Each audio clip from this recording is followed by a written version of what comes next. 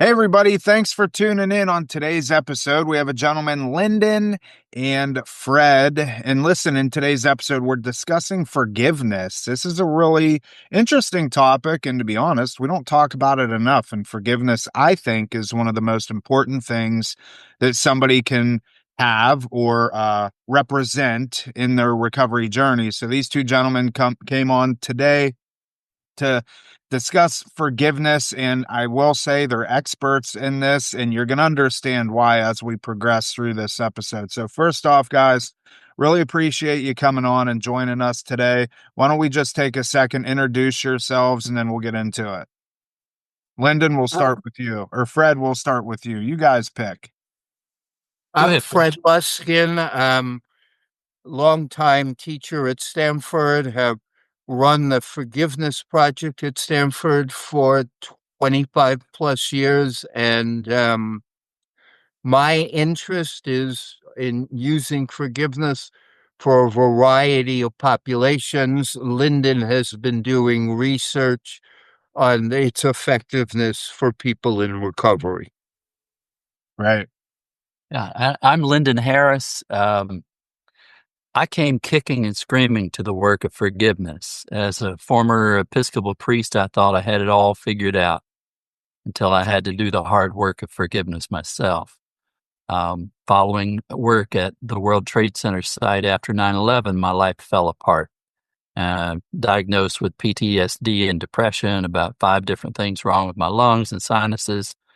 I spent about a decade in a really dark place, and my lifeline was forgiveness. The mercy of God, the loving kindness of friends and neighbors, and the power of forgiveness saved my life. And so I come to you today primarily as a zealot who's experienced the life-changing benefits of forgiveness. And that's what I want to talk about.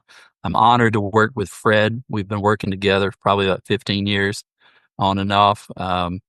And we've just published a workbook for people in recovery. It's called the Forgive for Good Recovery Workbook, and it's just out March 1st. You can get it on Amazon, Barnes & Noble, and your independent bookstores. We're thrilled to be with you today, Tom. You have a copy of it. Why don't you hold it up? Sure.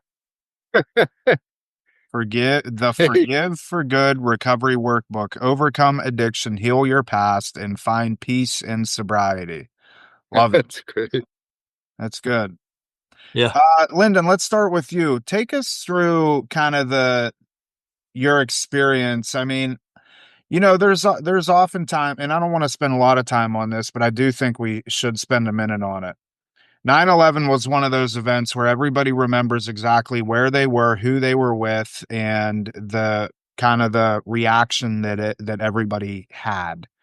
And I, for myself, specifically remember I was in 11th grade and I was in wood shop, and I had actually snuck out of wood shop to go up to this classroom where they sold candy bars for sports fundraising. And so I'm like, well, I'm going to go get a candy bar. And I snuck out of the class and I walked up and I went in, and there were like a handful of teachers all hovered around the television and watching what was going on. And I stood there and actually watched the second plane fly in.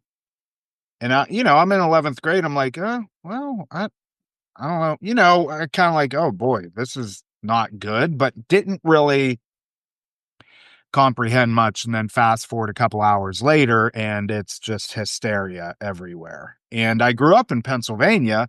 And in fact, one of the planes went down not far from where I grew up. I forget the town, but it was in Shanksville. Pennsylvania. Huh? Shanksville. Okay. Yeah. So, you know, all to say, like, it impacted people. Now, you were there. How did you say you were on a rescue mission there? Well, actually, Tom, when you were eating your candy bar, I was standing at the foot of the South Tower when the plane hit it. Oh, wow. And I had to run dodging glass that was falling and debris that was falling. And the trauma of that moment is really indescribable.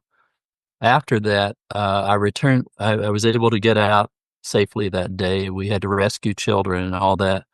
And then the next day I came back to the church that I was responsible for, St. Paul's Chapel, which is right across the street from the World Trade Center. And, it was clear that we needed to do something. So long story short, I pulled together a team of volunteers to work with me to initiate a program that reached out to ground zero workers. And over the course of 8.5 months, we served over 500,000 meals. We had over 15,000 volunteers working, and it was around the clock, 24/7 for 8.5 months. Um, but, as you can imagine, there's lots of conflicts going on in times of crisis like this and different opinions about what to do. And I often had, challenges from my superiors about the kinds of work we were doing at St. Paul's, the dangers that we were facing, liability issues, very legitimate issues. And I chose to disregard that because I felt the urgency of the mission was more important. After I left St. Paul's, I was so bitter about how things had turned out and that I couldn't let it go. And so that combined with my trauma over the course of the next few years just had me spiraled downward where, I left my marriage, I lost a house in foreclosure, I lost my job and wound up in a really dark place. So that's the experience that brings me to forgiveness and why I think it's so important for your listeners who are struggling with substance use disorder. What happened to me was a very dramatic version of what happens to every man and every woman in life. We get a no from life. Every one of us is going to get a no from life. You will, I will, Fred will. And if we lived a charmed life, even at the end of it, we're going to get a no because as one comedian put it, no one's going to, the biggest problem with life is nobody's going to get out alive. We have to make peace with no. And our understanding of forgiveness, and this was what was so absolutely essential for me in my recovery from my resentments, was that every one of us will get a no from life. And, it's up to us to decide how we respond to that no. Now, you spend some reasonable time in grief. That's really good. But if you spend too much time there, you create a grievance. And that's what we talk a lot about in our forgiveness work. The biggest problem we have in our forgiveness work is people create grievances and they can't let them go. Like me, I could not let my grievance go. You know why? I couldn't forgive. You know why? Because I was loyal to my suffering. Mm, Was loyal to my suffering, and I felt that if I forgave, that's letting somebody off the hook for treating me poorly. right. Uh, and it's not true. It's not true. We have a whole set of ideas about what forgiveness is and is not. Sometimes we think that forgiveness is letting someone else off the hook. What I discovered is that forgiveness is letting myself off the hook, not to have to carry the burden of that resentment and that loyalty to my suffering. And it set me free. Forgiveness is setting a prisoner free and finding out after the fact that the prisoner was you, Loose Mead said. So that's our work, man. We both have spent a lot of time in dark places. We don't want your listeners to spend another minute in that place unnecessarily. That was good. Yeah. Very well put. Fred, what about you? What got you into this work? A very close friend of mine betrayed me, and I didn't know how to get over that. Um, as close a friend as I had. One day he just, I guess it's now called ghosted. We didn't have that word then, even though what a fabulous word it is.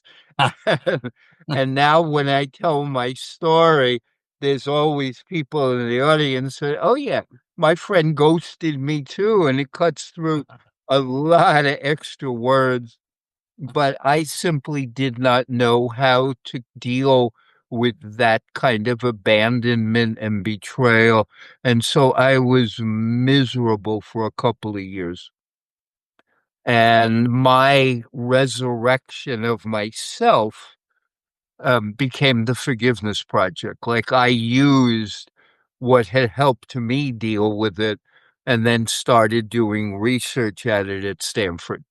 So I use my own incapacity to try to help other people deal with theirs. Yeah. You know what's interesting about that is that we hang on one second. So what's interesting about both of your stories, and obviously I've seen this play out in my life and with the people that I've worked with, when we position ourselves, when we go through these situations, right? And Lyndon, you had the stuff with 9/11, and Fred, you had the betrayal from a good friend of yours, and myself suffering from alcoholism. And we position ourselves to be able to be of service to other people. We have to go through those experiences ourselves in order to be able to portray that to somebody like this. And what's cool about both of your situations, it's not like you just learn this stuff out of a textbook. Right. It's stuff, it's lived. We went through it. We've researched it for many, many, many years up to this point, and this is what we have found. And it's just the same as like me being in recovery. I've lived it, I've been through it, I've experienced it, and millions of people have prior to me, and they've gotten sober through whatever ways, through their experiences. I, in fact, am a big proponent of 12 step, and that came out in the 1930s. So the research has been done. It is proven. It works, right? And so I think that's like my takeaway from that is you guys have experienced this stuff. And so take me now into some of the, I'll be honest, I don't even know how you would begin to even research forgiveness. Like, what does that look like? And what does some of these like, what, take me through that. I'll tell you how naive I was when I did my first research project. I was getting my PhD at Stanford. And so I advertised on campus for students who had an unresolved issue from their past that they hadn't let go of. I didn't know what I was doing. I didn't know what I was looking for because at that point there were only two studies, I think, in the whole field of social science on forgiveness. And so I got these students who had all sorts of issues going on. And as a scientist, you put half of them in a group getting what you think is going to be helpful to them, and half of them are in a group that doesn't get anything. And then that's the first thing, like, does it make a difference? But I'm doing this with no background, no map, just trying to adapt what had helped me to help these young people. And well, the good news is that forgiveness is so powerful when it's applied that even my ignorant, like nothingness of understanding made a difference in these people's lives. It just did. The data was positive all throughout. The second study that I did, and then I'll stop with this, was there was a person on campus who was a back channel diplomat in Northern Ireland. And he contacted me and said, I read about your forgiveness stuff. Do you think it will be working for murder? And I said, I have no idea. But he had contacts on both sides of the violence in Northern Ireland. And he said, well, let's give it a try. Let's bring a handful of women from both sides who have had their sons murdered, and let's see if we can make a difference in them. So we did. We brought a half a dozen people, including support staff. We brought women from Catholic and Protestant side. We brought a priest. We brought a woman who had contact in both sides. And they spent a week with us at Stanford learning how to forgive. And again, the results were positive that in the 6 months from the time they showed up till the time we asked them to fill back out the assessments, they became less depressed, less angry, less stressed. And that's a miraculous thing after the murder of your child. So the again, that's just the beginning, but there is enough research to show that when you take it on, when you try out forgiveness, it makes a difference in your mental and physical well-being. Yeah. Now, how do you, and Lyndon, this can go to you. How do you know if you've truly forgiven somebody? Because so my mom left me when I was 2 years old. She just up and left. I met her twice my whole entire life. And I remember being in treatment for alcoholism and the therapist really like honing in on this. And, for me, I'm like, this is a non-issue. Like, I don't even know my mom. I don't know her at all. I don't see how this impacted me in any way. And, of course, a therapist being a therapist did what they do best and they started connecting the dots, right? And I did come to realize like, yeah, of course, I do resent her. Um, it's wrong. I can't imagine. And I have 3 kids now and I can't imagine doing anything like that, but it was oftentimes like shared to me like you got to try and forgive her. And I'm like, okay, I forgive her. But do I? You know what I mean? Like, how do you know? Because I can rattle the words. Oh, yeah, I forgive you. But how do you know internally that if you really do? Well, what a good question. I have a couple of things to say about that. The first is a comment from a psychotherapist in Beirut, Lebanon, Alexandra Saley, and she started something called the Garden of Forgiveness right there in the heart of Beirut, ancient city of Beirut, where during the Civil War, 15 years of Civil War, 300,000 people were killed. She started a garden of forgiveness in the exact place where snipers from both sides would face off with one another. And so her comment about forgiveness is one that stayed with me. And she says that we know we have forgiven when we have the memory without the sting.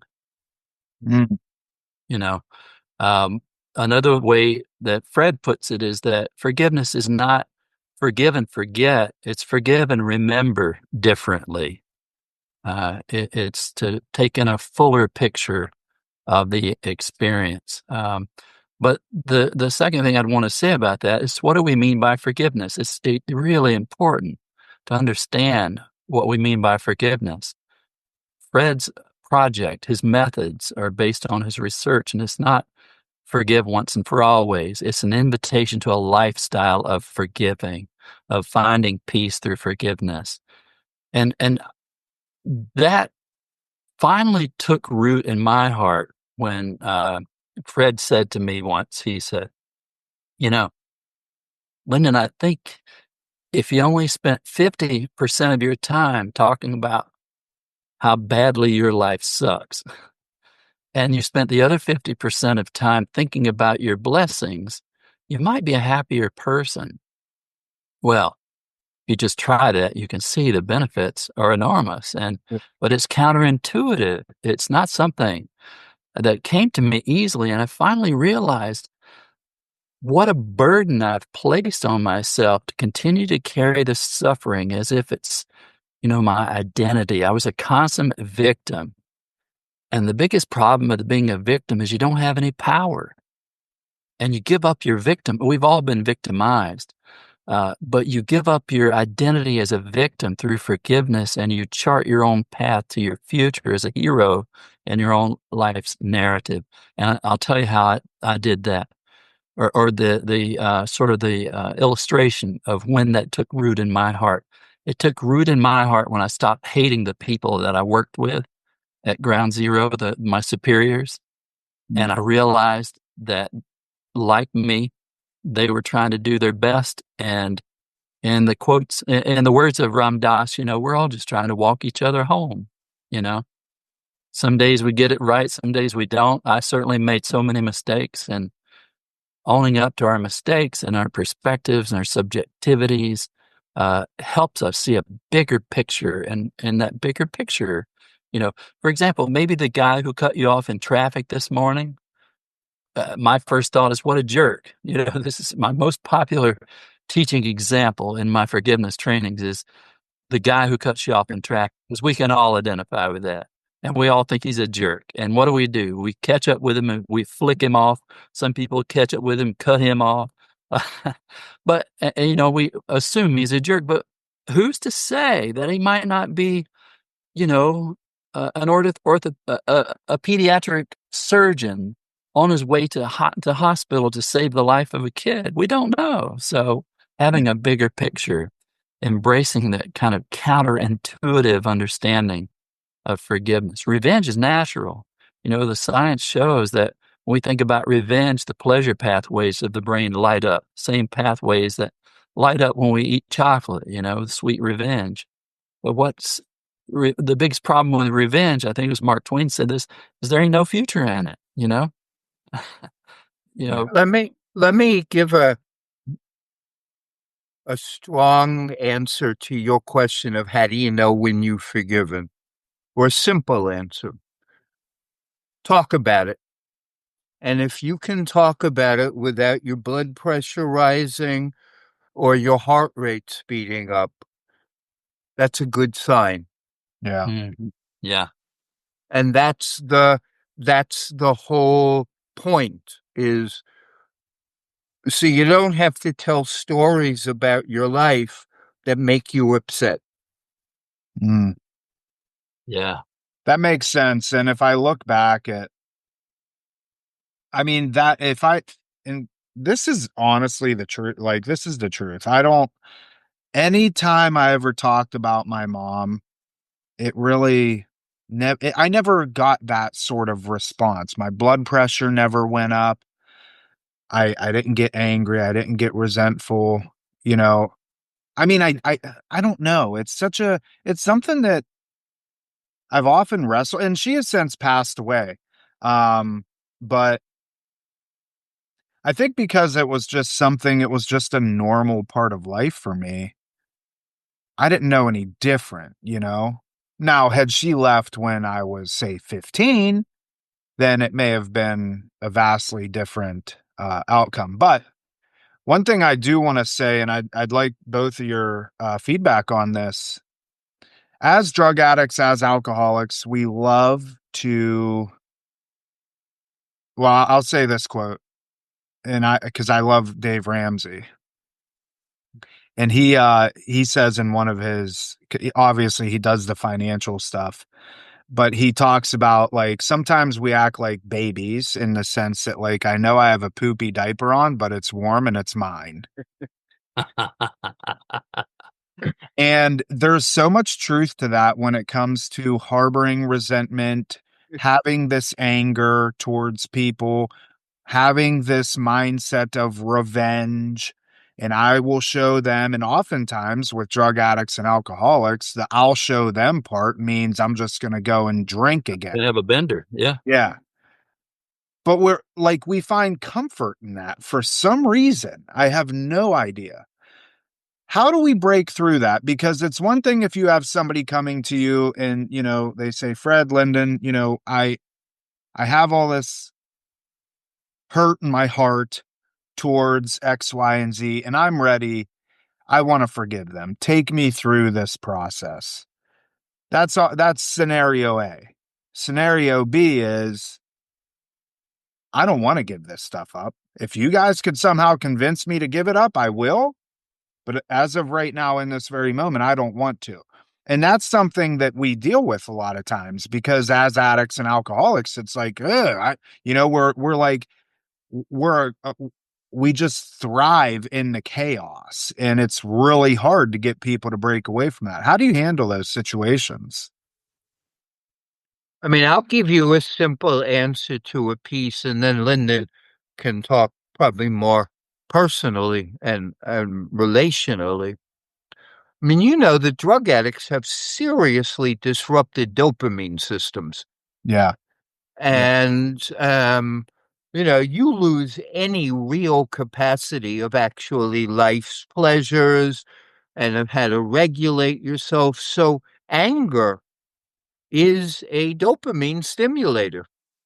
Mm. It's not equal to the rush you get before you take a drink, but it's a pleasure chemical that comes up right before you get pissed because it's like, yeah.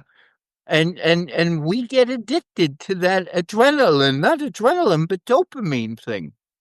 And in a dysregulated system that an addict has, my God, it's just a mess. But the second piece is many of us, we don't want to put in the work to really recover and grow. So anger is like a pseudo work. It's a fake response to something to make you think I'm doing something, like I'm in control of something, even though you're not.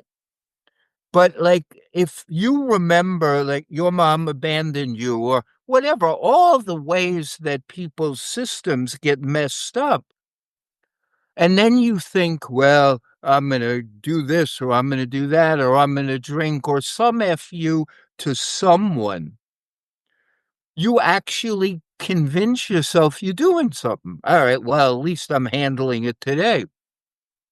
But then that fake, that fake diamond may work for a few times, but then it becomes a habit and it absolutely doesn't work, but it substitutes for real action. It actually allows one to say, well, I'm pissed or I'm going to pay them back. And then you do that instead of actually doing something useful. So those were the two pieces that I'm going to suggest. Mm. Yeah, thank you, Fred, for that. To the hammer, everything's a nail, and anger is helpful, for a period of time. But if you just double down on anger, as your first response and only response to life's troubles, anger is like battery acid that eats through the container. Just now you had mentioned the second scenario you had mentioned, I might forgive if you guys convince me. We can't convince anybody to do anything, really. We invite. And people have to open their own hearts to the work of forgiveness. You can choose. We choose to be angry or we choose to forgive. We choose. And even if we don't realize it, we are still choosing. We are choosing. And we have choices. And doing forgiveness trainings, education, it helps us see what our choices are. And that makes them more palatable and more manageable. But yeah, I chose to be angry for a decade of my life or longer, and it didn't work out that great for me. And I'm sure for some of your listeners, their anger or whatever it is they're feeling doesn't work out for them because when we're always angry about something, it's we're angry at they did this to me. And if we're a minor character in someone else's narrative, then we're victims, and we don't have any power. Anger feels like power, but it really isn't. Um, Power is choosing to let that go and charting a new path to your future that has, a more creative response to your challenges. And when people are ready to do that, then man, we've got some tools to help. And I can tell you firsthand, going back to an earlier comment you said, this is the street cred. Our life experience is the street cred that gives flesh to the bones of the research. Not only is it well researched and proven efficacious through research, I can tell you it worked in my life, and I'm a zealot, to share this stuff. I've learned a lot, and now I want to bring this back as a kind of a medicine story for healing others. So that's what I would say. Yeah, Ben and I, we just released an episode. It'll be released by the time this airs. And I titled it "Victims Don't Stay Sober." And Right. we talked a lot about, if you stay in this victim mentality and everything happened to you and poor me, that it's a recipe for disaster. You might as well just cash in because it's not going to work. But it's like the saying, you can lead a horse to water, but you can't make him drink it. Attraction rather than promotion. So yeah, you can't convince somebody to want to forgive, but we can. And I think this is something that people within the recovery community can be more boisterous about, how forgiveness has it, because especially as men, this isn't something that we're like very open about talking about. We're like macho, beating our chest, type people. And I think that if we practiced more talking about like what forgiveness has done in our lives and letting other people see that and really the freedom inside of it, you attract people to it. And maybe they see, okay, I've been holding on to something, and what has it served me? It hasn't Right. served me at all. Yeah. And getting It's people to recognize that, I think, is key. it's important to know what it is we're talking about when we talk about forgiveness. In our workbook, we tell you what it is, what it is not, how to do it, and why it matters, and how it can make your life different and more blessed and joy filled and at peace. So, it's not a once and for all. It's not a silver bullet. It's as Fred alluded to earlier, it's not easy work. It's much easier to be angry. But, Yeah. if you got a poopy diaper, you can choose to keep it. But, you're working on some rash and other problems, and you don't smell so good either. Yeah. I heard So one version of your pour me just now. One of our friends said it this way. He said, pour me a drink, Yeah. victim approach. we found that the easiest entree points when we were starting was the harmful physical effects of anger and self-pity. Mm. So those were the easiest. We would talk about how it dysregulated your heart and made your nervous system more vulnerable and actually made thinking more difficult. I mean, that's where we started. The second thing we came to understand is that we really needed to simplify what forgiveness is and isn't. And so then the second piece that became really essential was to explain to people what forgiveness is and what it's not, because almost nobody knows. Those now are also like two ways where you can motivate people. Like if you're angry all the time, well, you're sending jolts of adrenaline into your cardiovascular system all day long, or you're stressing the hell out of every organ in your body. That doesn't sound too smart. And the simplicity of forgiveness is for you. You heal you. Sometimes you have a dead parent. You can't do anything about them, but you can release you that will make you happier and healthier. So I'm going to say those are the easiest entrees that we have uncovered in the years that we've been doing this. One thing to add to that, forgiveness does not mean reconciliation. That's a really big one. It doesn't mean reconciling with the offender.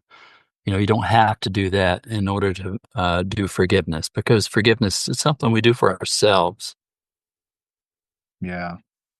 Yeah, and I think it's when people can come to that realization, it's more attractive, right? You know? I'm not doing this for you, I'm doing it for myself.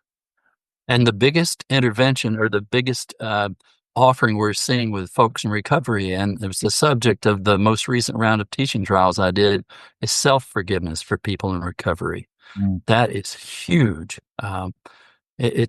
We have this idea, unenforceable rules. It's kind of like an expectation. What are expectations? There are future resentments waiting to happen. Unenforceable rules is this idea that people should or people ought to do something, and it's our way of trying to claim some energy or authority over life's vulnerabilities, but it doesn't work. And the biggest unenforceable rule that I had is that I have to be perfect. Well, I'm not going to be perfect. I make mistakes. We all make mistakes. So how do we make peace with that? And the self-forgiveness work that we've done has been some of the more helpful stuff that I've seen working with people in recovery. I mean, that's in fact one of the things that came from Lyndon's doing research on this, was the higher need for self-forgiveness, and the more issues about self-forgiveness in the recovery world than in the normal population that I might work with. Mm. We're our own worst critics. Yeah, shame and guilt, we call it self-attack, whatever blend of those two things you want. And we do it, we do it. And but Fred has a great dictum about that. He says that it's better to do good than feel bad. Our feeling bad about ourselves and our past mistakes is just a kind of a reverse, it's kind of an odd sort of narcissism that we get ourselves stuck in. I'm so important that my making this mistake is, the biggest problem in the world.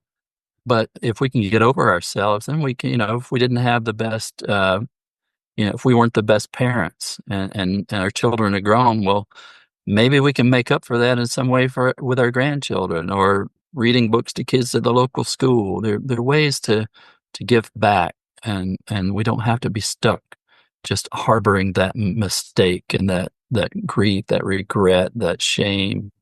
Um, There is one other subtle difficulty in this domain: is you need to feel genuine remorse over what you've done.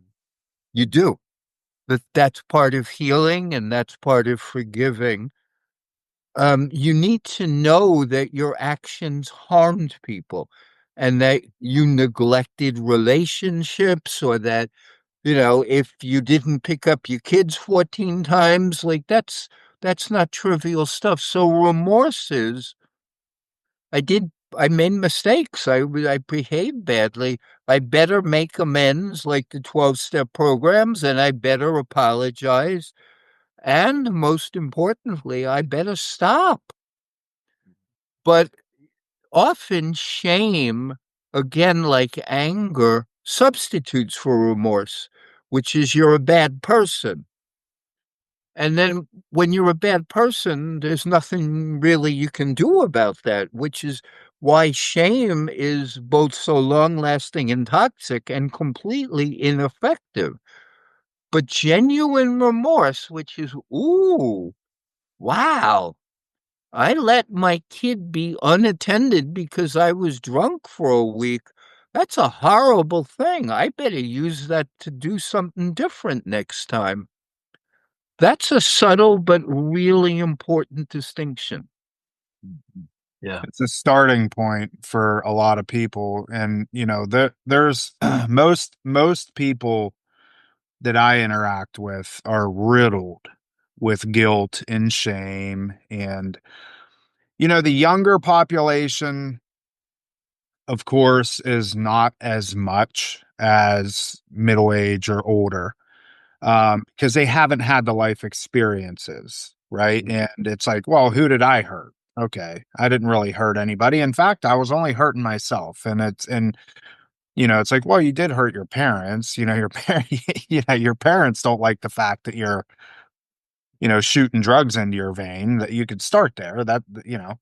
But I agree. I mean, you have to be able to recognize that you have done wrong, and because there's nothing to make right if you can't recognize that there's anything wrong, and at that point, you're, you know, a sociopath.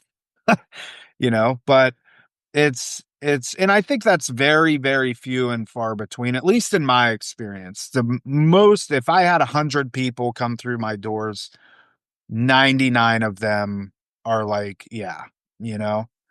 But I also tell people, and this is my own experience with this, I I do have remorse to a certain extent. Um, but I'm also super glad that I did all the things that I did. From a logical perspective, that's crazy. Like, you're glad that you drove drunk all those times. You're glad that you destroyed those relationships and stuff. I'm not glad on a surface level. Of course, hindsight being 20, or whatever that saying is, I would have liked for things to be different, but if things were different, then I wouldn't be where I'm at today. And everybody that I did that harm to would all agree. Like, we're so glad that you did the things that you did, and me and my dad, that's the most representable example. It was just him and I, of course, and I'd come home drunk at night and damn near getting fist fights with him when I got up to the size and age of being able to actually push back. And I remember one time I put him on the floor, you know, and it was like, I get chills thinking about it today because it's one of the most craziest. I'm not that type of person, but I had, a bunch of alcohol and cocaine in my system, and it's a Jekyll and Hyde effect, right? But I'm glad all that happened because those things had to happen for me to get where I'm at today. And we talk about it. Well, he had a stroke, so he doesn't remember that now, fortunately, but not fortunately. But I'm in a position now. My dad had a stroke 3 years ago, and he moved to Florida. I had kids and everything, so he's down here now. But I was able to show up for him, and I moved him into my house with me for 2.5 years, and had since moved him out because he wore out his welcome. Of course, it's just, it is what it is. I'm like, look, you're moving out. And I put him in, he's in another place now, and it's great. And our relationship, all to say that, like, our relationship based off of those past experiences made our relationship like 10 times what it ever was or could have been. So, What I did a year's internship in a VA hospital and spent a good part of that year in drug and alcohol treatment. And most of the people in that hospital had been Vietnam War vets. This was a while ago. And many, many, many of them came back to the United States addicted to all sorts of things. yeah. And we got them. I mean, but I remember one of the things that they almost all said who survived was they recognized that some of them, they were lucky because a lot of their people did not survive, or they really did harmful things. One guy told me that he found himself so deranged on cocaine that he was driving up the exit ramp of one of the bridges in New York at like 70 miles an hour. And and something finally got through to him where he thought, okay, if I survive this, I'm obviously I've lived, I better make something more of my life. But a number of the people recognized that they were still here, that they had survived, that life must have a purpose for them still. Right. And I remember how profound that was. Yeah. I mean, that's one of the biggest things for people when they get clean and sober is finding out, okay, what do I do? You know, what's my Yeah. purpose? And making peace with your past. It sounds like that's Yeah, what you're talking about. that's it. Everything that you did brought you to where you are today, and making peace with that.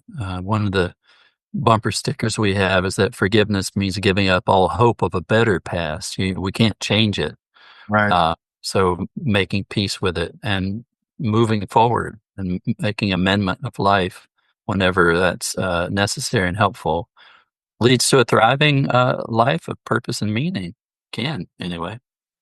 There's And this, and one of the things that I would say, just like, if, as you're saying, people are literally resurrecting themselves from, lives of drugs and suffering. One of the most you and I know this is also part of 12 Step Up because I've talked in front of many, is this idea that, well, since I have a new start, I'm going to fully and completely forgive myself and forgive anybody who didn't treat me the way I wanted, because I do not want to be held back. Like Yeah.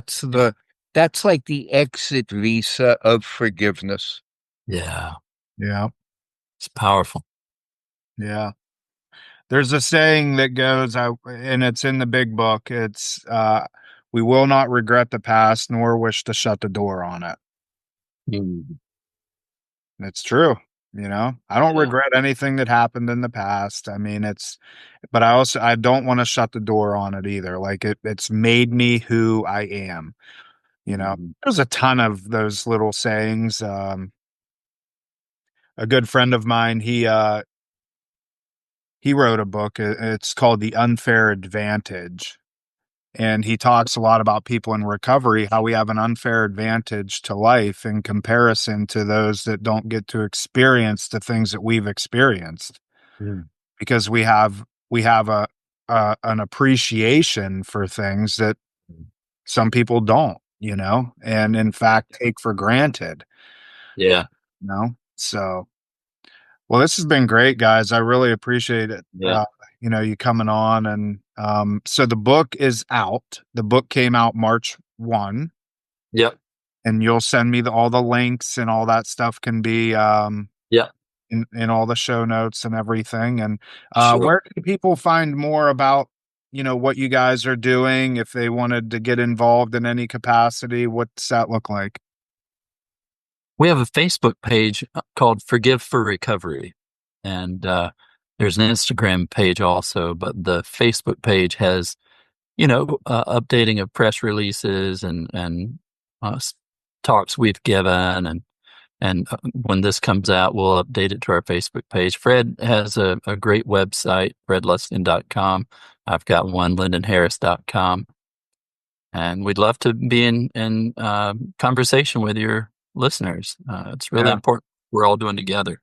Yeah. And I just want to offer, like, the workbook that we just finished is like a coda to my work. Like, I've been doing this for a long time, but this puts it into step by step, easy to do. Like, this is how you forgive. Like, after decades of research and work, this is a simple practice book where almost anybody can forgive. This is the first time this has been done. And that's the value of this. It's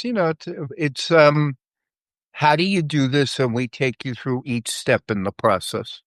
Yeah. Yeah. That's great. Well, don't hang up. I'm going to take us out, and then I'll press Okay. stop record and we can connect for a minute. Yeah. All right. That is it for this episode of Real Recovery Talk. Thank you. Thank you. Thank you for tuning in. In the end, if you have any comments, questions, or concerns, you can always reach us. info@realrecoverytalk.com. Again, that's info@realrecoverytalk.com. And ultimately, we want to help you turn your mess into your message. That is it. We will see y'all later.